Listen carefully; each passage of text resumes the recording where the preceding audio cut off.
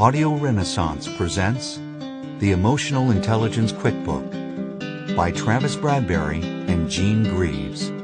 Read for you by Thom Pinto.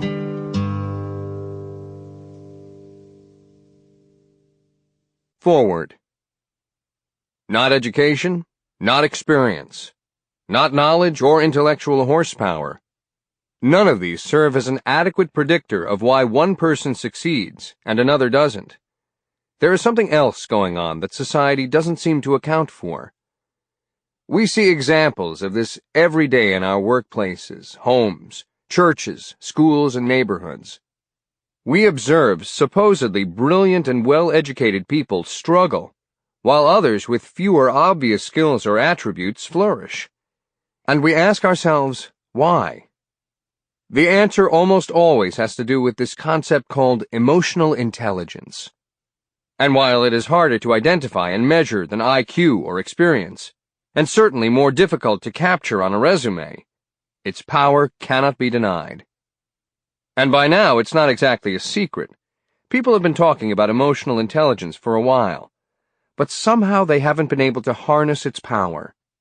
After all, as a society, we continue to focus most of our self-improvement energy in the pursuit of knowledge, experience, intelligence, and education, which would be fine if we could honestly say we had a full understanding of our emotions, not to mention the emotions of others, and how they influence our lives so fundamentally every day. I think the reason for this gap between the popularity of emotional intelligence as a concept and its application in society is twofold. First, people just don't understand it. They often mistake emotional intelligence for a form of charisma or gregariousness. Second, they don't see it as something that can be improved. Either you have it or you don't. And that's why this is such a helpful book.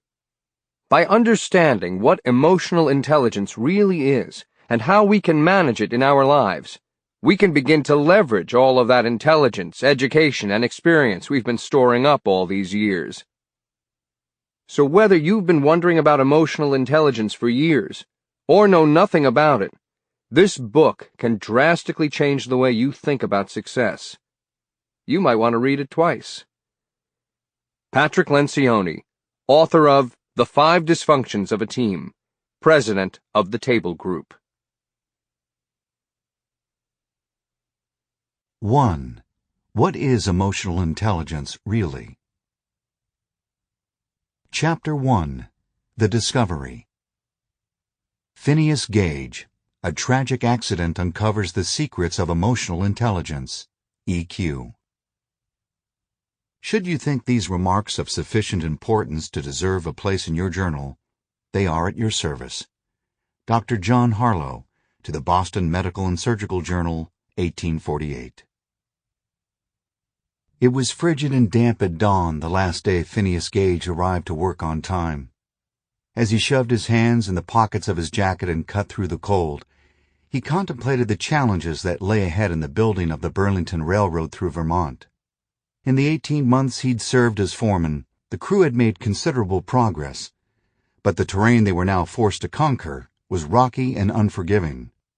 The early dawn light, softened by the moisture in the air, scarcely lit the winding path to the job site. The distant rhythm of iron sledgehammers thumping in sequence was soothing, and forced an early morning smile from Phineas's lips. His crew was on the job a full 15 minutes before the first whistle. Phineas had earned a reputation as the most efficient and capable foreman in the company. The discipline and passion he brought to the site ensured that projects were completed on time, and the social niceties he espoused made him a favorite with the men he supervised. A shrewd, smart businessman, he walked his talk, avoided the alluring depravity of the local saloon, and got along famously with family and friends. The day wore on with the usual efficiency. Yard by yard, Phineas and his crew laid tracks, blasting through the rugged terrain in the quest to speed travel for busy commuters.